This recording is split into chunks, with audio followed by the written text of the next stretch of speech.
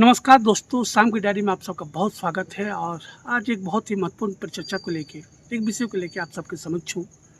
सवाल दोस्तों क्या है कि 9 तारीख को सेंट्रल ट्रेड यूनियन ने अनाउंसमेंट कर दिया है स्ट्राइक को लेके। इसमें 10 सेंट्रल ट्रेड यूनियन के लोग इसमें भाग ले रहे हैं, जिसमें एचएमएस है, एटक है, सीटू है, इंटक है, तमाम जो बड़ी ट्रेड यूनियन हैं जो अब तक देश में मजदूर हित को लेके आगे बढ़ते रहे हैं। दोस्तों, सवाल बन के क्या रहा है कि भारत सरकार आज़ाद भारत के इन 75 सालों में लेबर कोड को लेके कहीं कोई बहुत बड़ा बदलाव नहीं हुआ था। वर्तमान की जो सरकार है, जो 44 लेबर के जो कानून के जो आधार थे उसको बदल के छोटा प्रारूप करके 4 लेबर कोड ला रही है, जिसमें संगठित असंगठित तमाम तरह के जो मजदूर है, जो कंपनी का जो लॉ है, उसमें एक बहुत बड़ा बदलाव के तौर पे इसको देखा जा रहा है। और सरकार की जो अपनी मंशा है कि 4 लेबर कोड के तहत संगठित क्षेत्र के साथ साथ जो असंगठित क्षेत्र में काम करने वाले मजदूर हैं उसके लेके बात किया जाए, उसके लेके एक जो काम के जो घंटे हैं उसको तय किया जाए।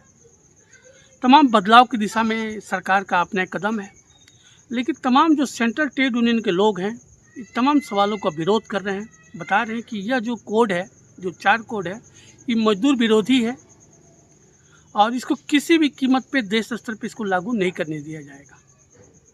उसी सवाल को लेके जो सेंट्रल ट्रेड यूनियन के लोग हैं 9 तारीख को स्ट्राइक कर रहे हैं और देशव्यापी स्ट्राइक कर रहे हैं। इसमें तमाम सेक्टर के लोग हैं वो इसमें इन्वॉल्व हो रहे हैं।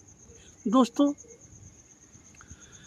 4 लेबर कोड को समझना बहुत महत्वपूर्ण है कि 4 लेबर कोड क्या है और इसके मजदूर हित में क्या कुछ प्रभाव पड़ेंगे नहीं पड़ेंगे।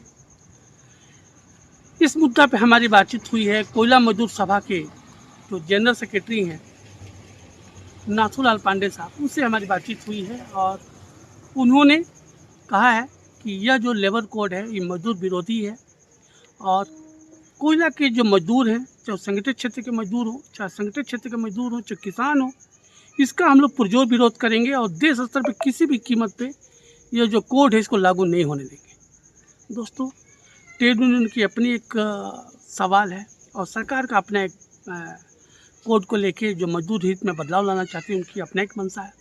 अब दिखना दिलचस्प होगा कि 9 तारीख की जो स्ट्राइक है उसको लेके जो सेंट्रल ट्रेड यूनियन के लोग हैं, कोल इंडिया के तमाम सब्सिडरी के ज़मीनी स्तर पे जो प्रोजेक्ट लेवल होता है वहाँ पे प्रदर्शन का दौर चालू है। गेट मीटिंग हो रहा है, मजदूरों को समझाया जा रहा है, लेबर कोड के जो अच्छे और बुरे जो एहसास हैं उसको बताया जा रहा है ताकि मजदूर बातों को समझे और स्ट्राइक में अपना साथ दें। अब तमाम सवालों पे 10 तारीख को जो स्ट्राइक है, 9 तारीख को जो स्ट्राइक है उसके क्या मायने निकलेंगे, भारत सरकार ये तमाम स्ट्राइक को कैसे देखती है वो तो आने वाला वक्त बताएगा। लेकिन ज़मीनी आधार पे जो सेंट्रल ट्रेड यूनियन के लोग हैं वह बंद के साथ में हैं और तमाम स्ट्राइक को सफल बनाने को लेके जो गेट मीटिंग का दौर है, जो कंपनी स्तर पे मीटिंग चल रही है, तमाम सवाल चल रहे हैं। आइए सुनते हैं तमाम मसलों पे जो ट्रेड यूनियन के बड़े नेता हैं उन्होंने क्या कुछ कहा है।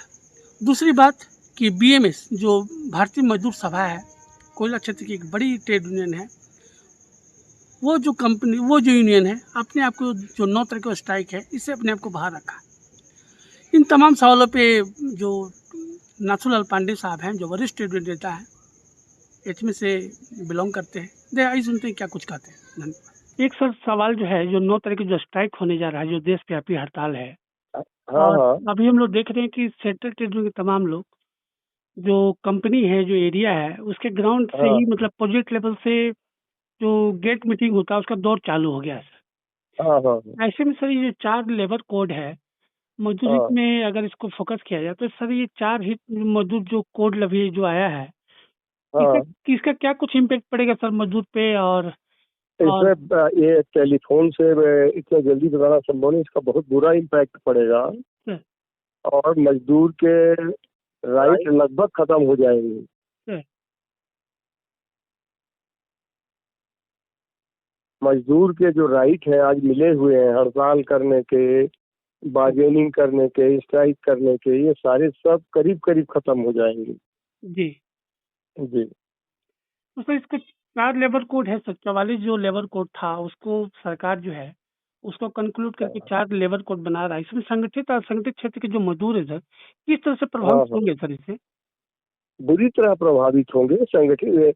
एक तो सबसे बड़ी बात यह है कि एम्प्लॉयर को इतना बड़ा पावर दे दिया है जी, कि अपने ढंग से कितने घंटे काम लेगा, क्या मजदूरी देगा, उस पर कानून का कोई नियंत्रण नहीं है। अपने मर्जी से चाहे सुबह रख के शाम को निकाल दे, चाहे 8 घंटे काम कराए या 10 घंटे काम कराए, क्या बेनिफिट देगा क्या नहीं देगा, इसमें कानून का कोई कंट्रोल नहीं रहेगा।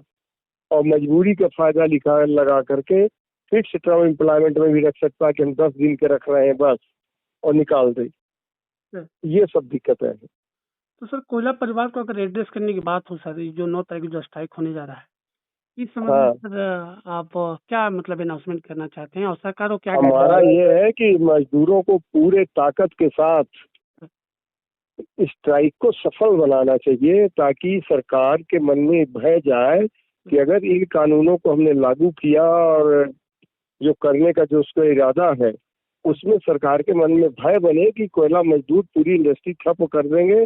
कोयला उद्योग के ठप होने का मतलब होता है कि ये तो टोकन है अभी। अगर 3 दिन की स्ट्राइक लगातार 4 दिन की हो गई तो सारे देश की बिजली बंद हो जाएगी और सारा देश ठप हो जाएगा। तो इसलिए हम लोग किसी कीमत पे कोयला उद्योग को वीकेंड नहीं होने देंगे, कमजोर नहीं होने देंगे, और कोयला उद्योग को प्राइवेट के हाथों में नहीं जाने देंगे, और मजदूरों को हटाने नहीं देंगे। और सर जो अनऑर्गेनाइज सेक्टर के लोग हैं, असंगठित क्षेत्र के जो मजदूर हैं सर, अगर हाँ, उनको उनको सर अनाउंसमेंट करना हो तो उनको भी आप लोग अपने साथ शामिल कर रहे हैं स्ट्राइक में?